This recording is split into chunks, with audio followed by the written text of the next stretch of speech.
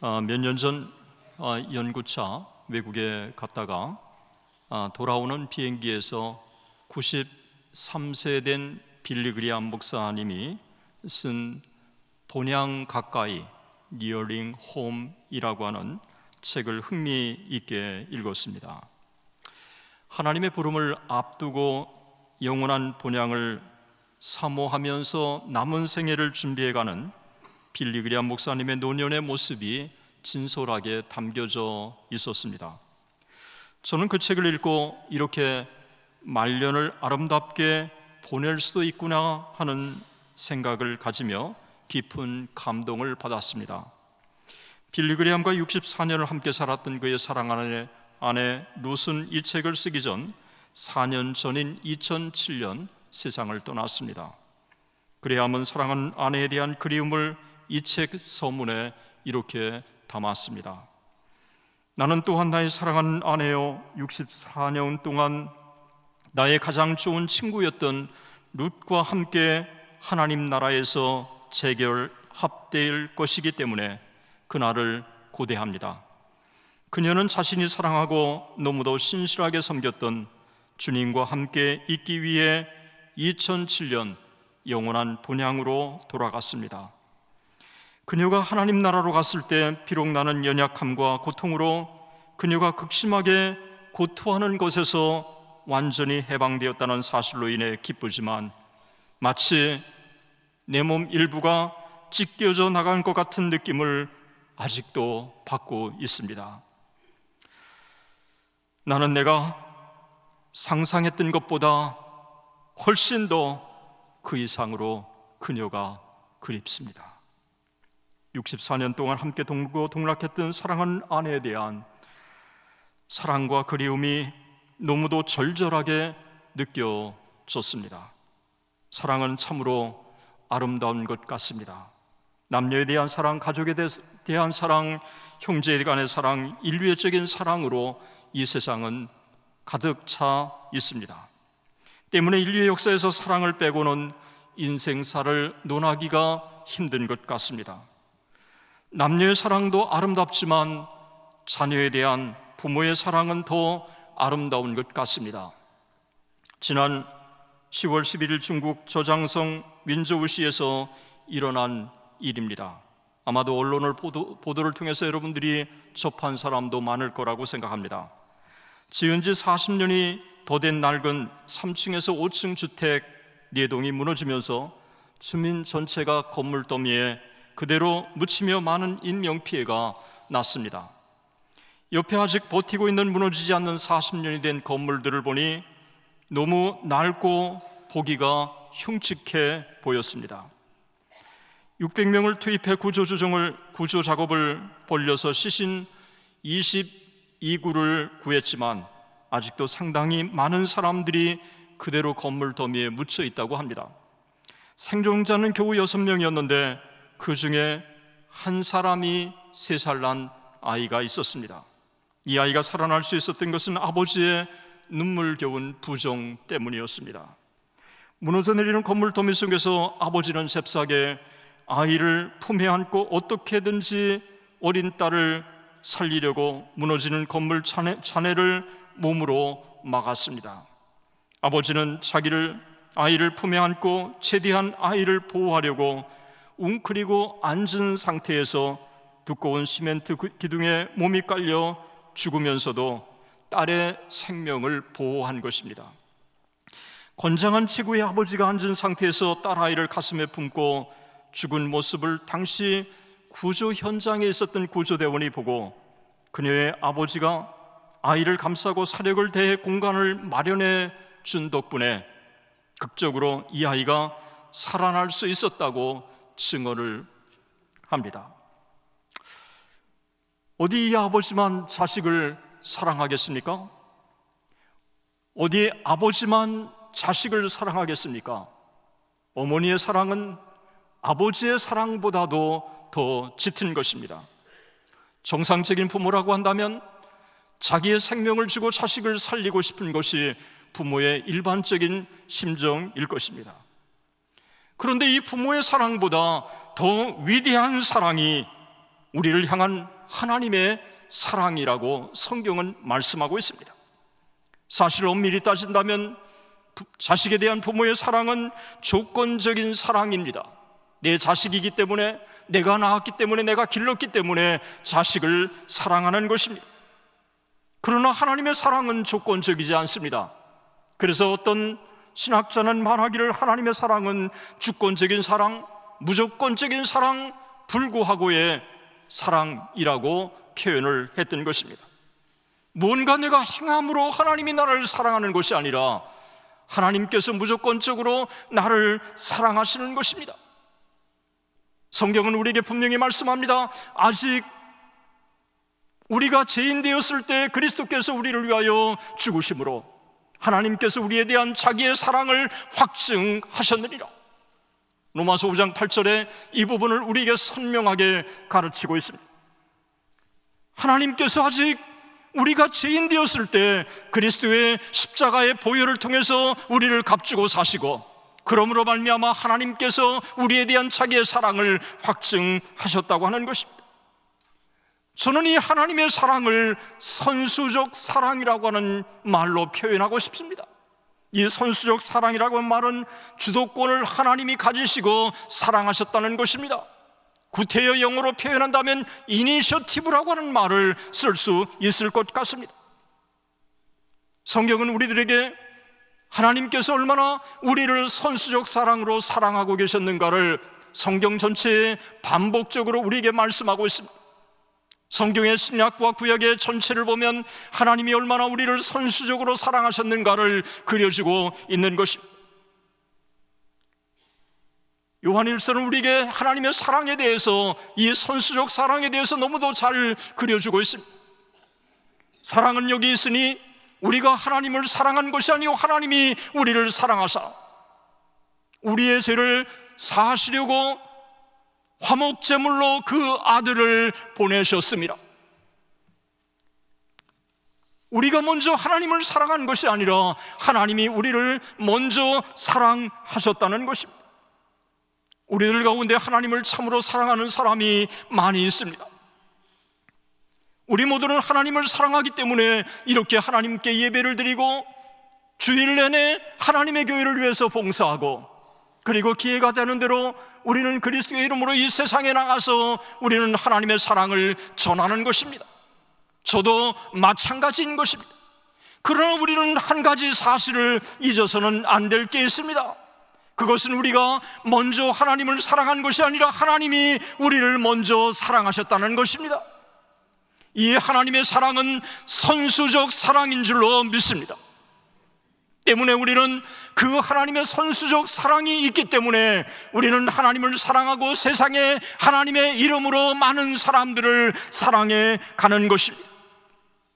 이 하나님의 사랑을 너무도 잘 표현한 것이 바로 집을 나간 탕자의 비유인 것입니다. 여러분, 탕자의 비유 우리 모두는 잘 알고 있습니다. 둘째 아들이 자기에게 분깃을 달라고 해서 이 분깃을 가지고 외국에 가서 허랑방탕하게 모든 재산들을 다 날려버립니다. 이제 기근이 되어서 너무 가난해서 먹을 게 없어서 그는 돼지 우리에서 쥐엄나무 열매를 먹으며 살아갑니다. 그것도 배불리 먹고 싶지만은 주는 자가 없었습니다. 그는 자기의 아버지를 생각하면서 아버지 집에는 양식이 많은 품꾼이 얼마나 많은가, 내가 아버지 집에 돌아가 품꾼의 하나로 써달라고 부탁하기로 결심하고, 그리고 아버지의 집으로 향하고 있습니다. 성경은 누가복음 15장 20절을 여러분 주목해 보십시오. 거기에 보면 분명히 우리에게 아직도 거리가 먼데 아버지가 그를 보고 측은히 여겨 그에게 달려가 목을 끌어안고 입을 맞추니라 라고 말씀하고 있습니다. 여러분, 거리가 먼데 먼저 알아본 것은 아버지였습니다. 그 아버지가 아들을 바라보고 뛰어가서 목을 끌어안고 입을 맞춘 것입니다. 어떻게 이런 일이 가능할까요? 이 아버지는 아들이 돌아오기를 밖에서 내내 24시간 기다린 것입니다. 그리고 언젠가 아들이 돌아올 것이라고 생각한 것입니다. 그 아들이 멀리 있을 때 그 아들을 보고 즉시 그 아들에게 달려갈 수 있었던 것도 그 아들을 기다리고 있었기 때문에 그렇습니다. 바로 이 탕자의 비유에서 우리에게 주는 교훈은 돌아온 탕자가 주인공이 아니라 우리 아버지 하나님의 선수적인 사랑을 베푸시는 그 하나님이 주인공이신 줄로 믿습니다. 이 하나님의 선수적 사랑, 저는 이 하나님의 선수적 사랑을 이처럼 잘 표현한 게 없다고 여겨지는 것입니다.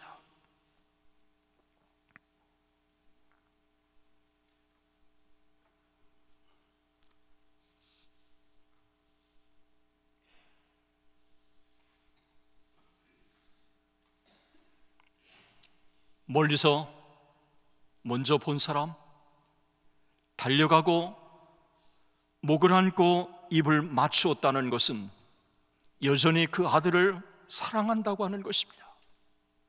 여러분, 이 탕자의 비유 한번 보시면 아버지의 재산을 축낸 사람, 그리고 이 버림받은 이 자식, 이게 아니라 여전히 자기를 떠나고 재산을 탕진했다고 할지라도 여전히 아버지는 그 아들을 사랑하고 기다리는 것입니다. 이게 우리 아버지 하나님이신 줄로 믿습니다. 우리는 끊임없이 하나님에게 멀어집니다. 우리는 하나님의 계명을 우리는 어기게 되고 세상을 우리는 즐기게 되고 우리는 끊임없이 하나님의 명령에 불순종한 우리들입니다. 그런데도 하나님은 여전히 우리들을 사랑하시고 우리를 여전히 하나님의 아들로 여기시고 우리에게 여전히 다가오시는 분이 우리 하나님이신 줄로 믿습니다. 우리가 아직 죄인되어 있을 때 그리스도께서 우리를 위하여 죽으심으로 우리에 대한 하나님의 이 사랑을 확증하셨다고 말씀하고 있습니다.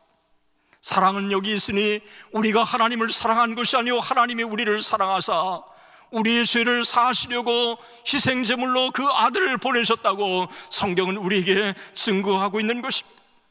오늘 본문의 말씀에 그 아들을 아끼지 않고 우리를 위하여 내어주시니가 그 아들과 함께 어찌 그 모든 것을 은사로 주시지 않겠느냐.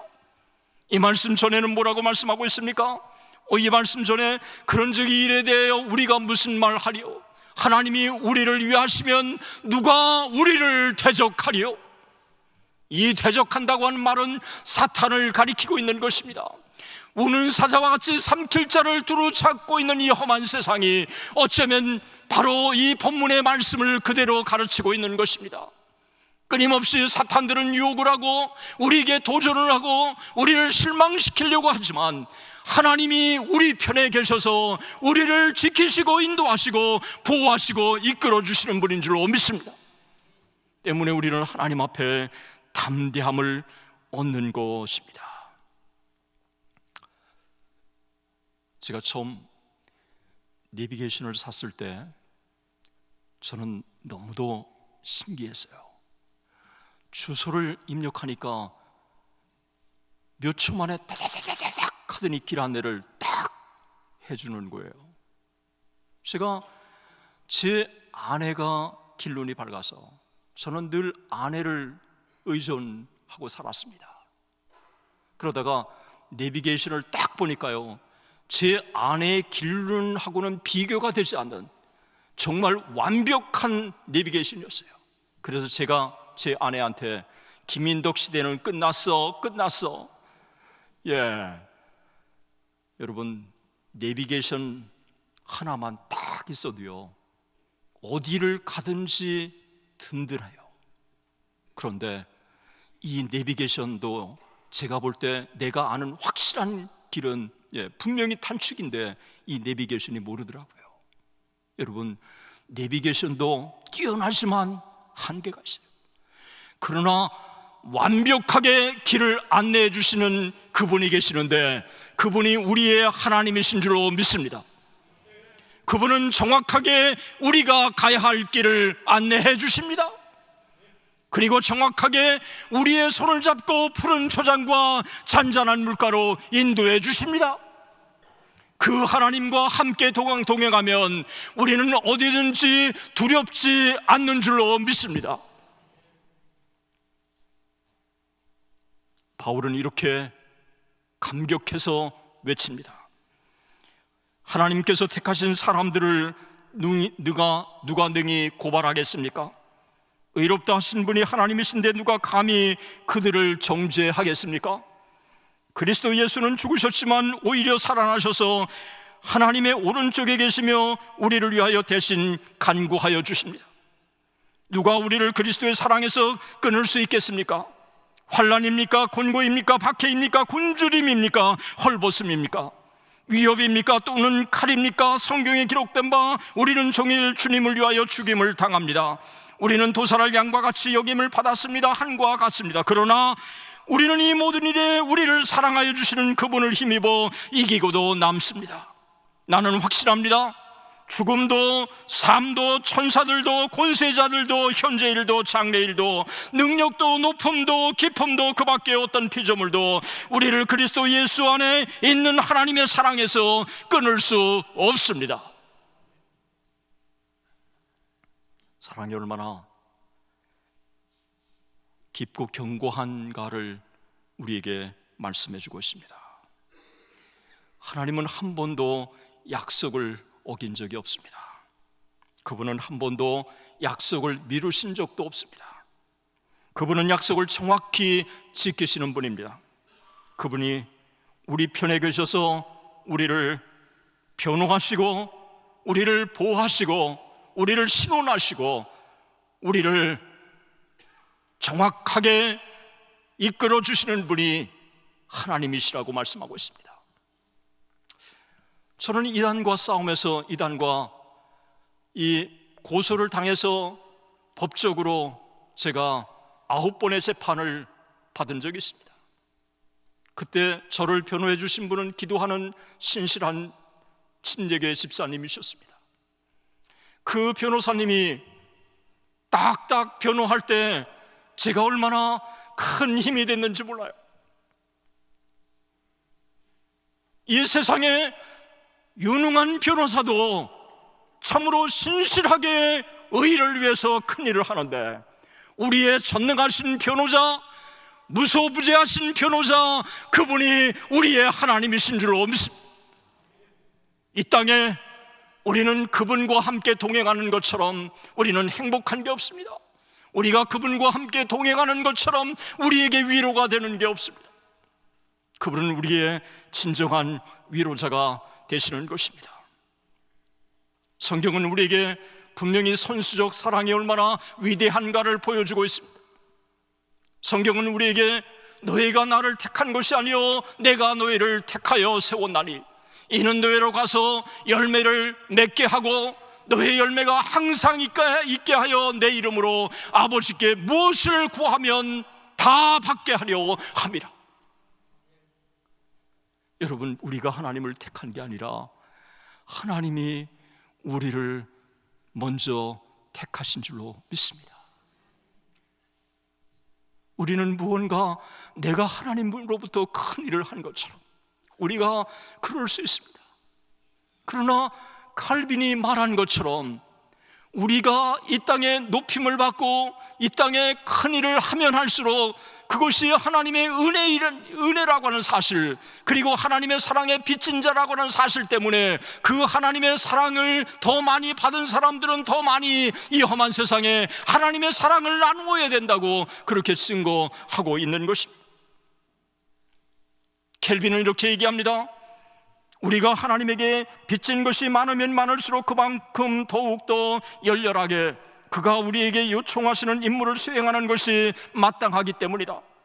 그렇지 않을 경우 우리는 천박하고 배은망덕하다는 비난을 면할 수 없을 것이다. 그러므로 우리에게 거룩하고 경건한 생활을 추구하도록 자극하는 데 있어서 우리의 모든 것은 하나님의 것이지 자신에게는 아무것도 가진 것이 없으며 우리의 구원의 시작과 거기에 따르는 모든 것보다 더 적절한 것이 없다는 사실이 명백하게 되었다. 이 땅에 하나님의 사랑을 많이 받은 사람들이 더 있을 겁니다. 그리고 하나님께서 귀하게 여러분들을 사용하는 사람들이 있을 것입니다. 여러분, 결코 교만하지 마시기 바랍니다. 그 모든 것들이 선수적인 하나님의 은혜로부터 온 것인 줄로 믿습니다. 우리는 이 땅에 그 하나님의 사랑을 받은 사람들을, 우리 모두를 다 사랑에 빚진 자라고 말씀을 하고 있는 것입니다. 때문에 우리는 성경의 말씀대로 서로 사랑의 빚을 지는 것 외에는 아무것도 빚을 지지 말라고 말씀을 하고 있는 것입니다. 우리는 다 하나님의 놀라우신 사랑을 받은 사람들입니다. 그런데 이 하나님의 사랑을 받은 것으로 우리는 끝나서는 안 된다고 성경은 말씀하고 있습니다. 사랑하는 자들아, 하나님이 이같이 우리를 사랑하셨은즉 우리도 서로 사랑하는 것이 마땅하도다. 너는 마음을 다하고 성품을 다하고 힘을 다하여 주 너의 하나님을 사랑하라. 그리스도께서 너희를 사랑하신 것 같이 너희도 사랑 가운데 거하라. 끊임없이 하나님의 이 선수적 사랑을 받은 사람들은 우리는 그 하나님의 사랑을 다른 사람을 위해서 나누어야 되고 하나님께 우리가 돌려야 된다고 말하고 있습니다. 여러분, 이 사랑은 세 가지입니다. 인간을 향한 하나님의 사랑, 인간이 하나님을 향한 사랑, 인간과 인간의 사랑, 이 세 가지의 사랑이 별개가 아니라 다 하나인 줄로 믿습니다.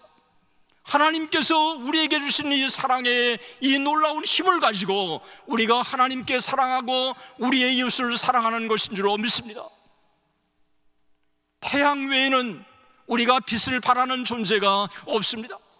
달도 환하게 밝지만 그 달이 자체의 빛을 발하지 않습니다. 태양의 열을 빛을 받아서 달이 빛을 발하는 것입니다. 우리도 마찬가지로 하나님으로부터 빛이신 그분의 이 놀라운 사랑을 힘입고 우리가 그 하나님의 사랑을 힘입고 하나님을 사랑하고 이웃을 사랑할 수 있는 줄로 믿습니다. 이 성경이 우리에게 이 부분을 너무도 선명하게 가르치고 있는 것입니다. 실존주의 철학자 키엘 케고르는 인생에는 세 단계가 있다고 이야기를 했습니다. 첫 번째 단계는 심미적인 단계입니다. 자기의 쾌락에 따라서 자기가 좋은 대로 살아가는 단계라고 얘기합니다. 놀랍게도 이 동물적인 사랑으로 살아가는 사람들이 이 세상의 거의 대부분이라고 얘기합니다. 두 번째 단계의 인생은 도덕적인 단계의 인생을 사는 사람들이라고 얘기합니다. 자기의 의무를 성실하게 감당함으로 무언가를 다 했다고 여기는 것입니다. 이것은 결혼 관계로 함축될 수 있다고 그는 이야기를 합니다. 세 번째 단계는 종교적인 단계라고 얘기합니다. 자기의 힘으로는 어떠한 선도 이룰 수 없다는 사실, 그리고 자기의 힘으로는 진정으로 누구도 사랑할 수 없다는 사실, 바로 하나님께서 우리를 위하여 사랑하심으로 선수적인 사랑으로 예수 그리스도를 통해서 우리를 구원해 주신 그 하나님의 사랑을 가지고 우리가 세상을 살아갈 수 있는 단계, 그 단계가 세 번째 단계라고 이야기를 하는 것입니다. 우리는 이 땅에 우리의 힘으로는 살아갈 수 없습니다.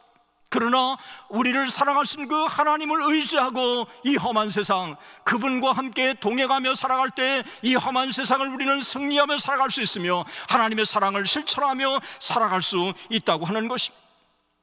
이럴 때 우리는 마음을 다하고 성품을 다하고 뜻을 다하여 주 너의 하나님을 우리가 사랑할 수 있는 것이고, 그리고 이 하나님의 사랑을 가지고 우리는 형제의 사랑을, 우리의 이 땅에 우리는 서로의 사랑을, 이웃의 사랑을 실천할 수 있다고 하는 것입니다.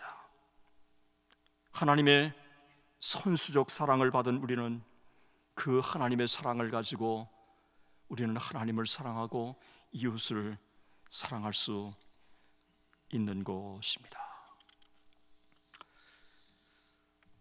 사랑하는 성도님 여러분, 저는 충현교회를 위해서 한마디를 제가 드리고 싶습니다. 충현교회 예배를 드리면 정말 하나님에 대한 사랑이 진실로 묻어나는 것을 제가 느낄 수 있고요, 그래서 저는 충현교회 올 때마다 예배의 감격을 경험하게 되고, 또 이후에 만나는 사람들에게 충현교회 예배는 다르다는 얘기를 제가 합니다. 여러분들 하나님 사랑하시죠? 여러분 아멘이시죠? 그런데 하나님을 사랑한다면 반드시 그 하나님의 사랑이 우리의 형제, 우리의 가족, 우리의 이웃에게 전달되어야 될 줄로 믿습니다. 어느 때나 하나님을 본 사람이 없으되 만일 우리가 서로 사랑하면 우리 안에 거하시고 그의 사랑이 우리 안에 온전히 이루어지니라. 누구든지 하나님을 사랑하노라 하고 그 형제를 미워하면 이는 거짓말하는 자니 보는 바 그 형제를 사랑하지 아니하는 자는 보지 못하는 하나님을 사랑할 수 없느니라. 우리가 이 계명을 주께 받았으니 하나님을 사랑하는 자는 또한 그 형제를 사랑하느니라. 여러분 아멘이세요? 우리가 하나님을 사랑한다면 우리의 가장 가까운 사람, 우리의 이웃, 전혀 우리와 상관없는 사람들을 우리는 사랑해야 될 줄로 믿습니다. 우리는 익숙하기 때문에 우리가 놓치는 부분들이 참 많습니다. 저도 제 아내이기 때문에 당연히 나를 이해할 것이기 때문에 이 아내에게 다른 사람들에 비해서 소홀히 하는 경우가 참으로 많습니다. 우리는 익숙하기 때문에 더 사랑해야 될 줄로 믿습니다. 우리는 남편이 익숙하기 때문에 남편을 더 사랑해야 될 줄로 믿습니다. 아내가 익숙하기 때문에 아내를 더 사랑해야 될 줄로 믿습니다. 교회에서 만나는 사람이 익숙하기 때문에 우리는 더 두렵고 떨리는 마음으로 하나님의 사랑으로 사랑해야 될 줄로 믿습니다. 우리는 이 하나님의 사랑을 어떻게 우리가 가질 수 있을까요? 이 하나님의 사랑은 우리에게 은사라고 표현하고 있습니다. 그래서 고린도전서 13장에 사랑의 상을 열기 전에 고린도전서 12장 30절에 우리에게 너희는 더 큰 은사를 사모하라고 말씀하고 있는 것입니다. 사랑하는 성도 여러분, 우리는 이 더 큰 은사를 사모해야 될 줄로 믿습니다. 이 하나님의 이 사랑의 은사를 가지고 우리는 다른 사람을 더 사랑할 수 있는 것입니다. 때문에 우리는 이 하나님의 사랑의 은사를 달라고 하나님 앞에 더 기도해야 될 줄로 믿습니다. 미국의 1차 대각성 운동의 주역이었던 조나단 에드워즈의 작품 중에 성령의 역사를 분별하는 표식들이라고 하는 책이 있습니다. 이 책은 많은 사람들에게 깊이 감동을 주는 귀한 책입니다. 이 책에서 그는 이렇게 얘기합니다. 참된 영인지 아닌지를 분별하는 5가지의 식별 중에 5번째가 만약 어떤 사람 가운데 역사하는 영이 하나님과 사람에 대한 사랑의 영으로 역사한다면 그것은 하나님의 영이라는 확실한 사인이다. 성령의 충만을 받았다고 하면서도 정말 하나님을 사랑하고 이웃을 사랑하지 않는다면 그 성령 충만은 가짜라고 하는 것입니다. 저는 충영교회가 성령의 충만을 받기를 주의 이름으로 축원합니다. 그런데 그 성령의 충만이 진실로 하나님을 사랑하고 이웃을 사랑하는 것으로 표현되는 정말 아름다운 성령의 충만이 되기를 주의 이름으로 축원합니다. 축원합니다. 우리가 성령의 충만을 받았다면 진실로 하나님을 사랑하시는 줄로 믿습니다. 로마서 5장 5절에 보면 우리에게 주신 성령으로 말미암아 하나님의 사랑이 우리에게 우리 마음에 부은 바 됨이니, 우리에게 주신 성령으로 말미암아 하나님의 사랑이 우리 마음에 부은 바 됨이니, 하나님의 사랑이 우리에게 부어주는 채널이 뭐라고요? 성령, 하나님이라고 말씀하고 있습니다. 성령을 통해서 하나님의 사랑이 우리에게 부은 바 되는 것이라고 말씀을 하고 있습니다. 제가 어제 그리스도와 문화라고 하는 리차드 리보의 책을 제가 보다가 흥미로운 사실을 하나 발견했습니다. 문화 변혁의 위대한 출발은 바로 우리를 향한 하나님의 사랑을 마음껏 깊이 느끼는 데서 출발한다는 것입니다. 이 하나님의 선수적 사랑을 가질 때 하나님을 사랑하고 이웃을 사랑할 수 있다는 것입니다. 우리의 힘으로는 정말 하나님을 조건적으로 사랑할 수밖에 없습니다. 우리의 가족이나 우리가 다른 사람도 조건적으로 사랑할 수밖에 없습니다. 그러나 하나님의 선수적인 사랑, 아가페의 사랑을 가질 때 우리는 하나님을 진실로 사랑하고 우리의 이웃을 사랑할 수 있는 줄로 믿습니다. 6.25 전쟁 나고 나서요, 폐허가 된 이 땅에 버림받은 사람을 위해서 헌신하는 간호사 한 사람이 있었습니다. 그 간호사를 미국의 한 사람이 와서 지켜보면서 이렇게 이야기를 했습니다. 아무리 많은 돈을 준다고 해도 나는 저렇게 하지 못할 것 같아. 속으로 그렇게 얘기했습니다. 그런데 이야기를 들은 간호사가 이렇게 얘기했습니다. 그래요, 저도 못해요. 그러나 하나님의 사랑이 강권하시기 때문입니다. The love of God constrains me. The love of God constrains me. 하나님의 사랑이 나를 강권하시기 때문입니다. 우리 이 선수적 사랑 가슴에 품고 성령 충만해서 이 사랑을 가지고 다시 제2의 새로운 인생을 사시는 우리 모두가 되기를 주의 이름으로 축원합니다. 이런 사람에게 어떤 약속이 있습니까? 제가 이 약속을 여러분에게 드리고 오늘 말씀을 맺으려고 합니다. 나를 사랑하는 자들이 나의 사랑을 입으며 나를 간절히 찾는 자가 나를 만날 것이니라. 하나님을 사랑하는 자, 곧 그 뜻대로 부르심을 입은 자들에게는 모든 것이 합력하여 선을 이루느니라. 하나님을 사랑하는 자, 곧 그 뜻대로 부르심을 입은 자. 이와 같은 은혜 우리 모두에게 있기를 주의 이름으로 축원합니다.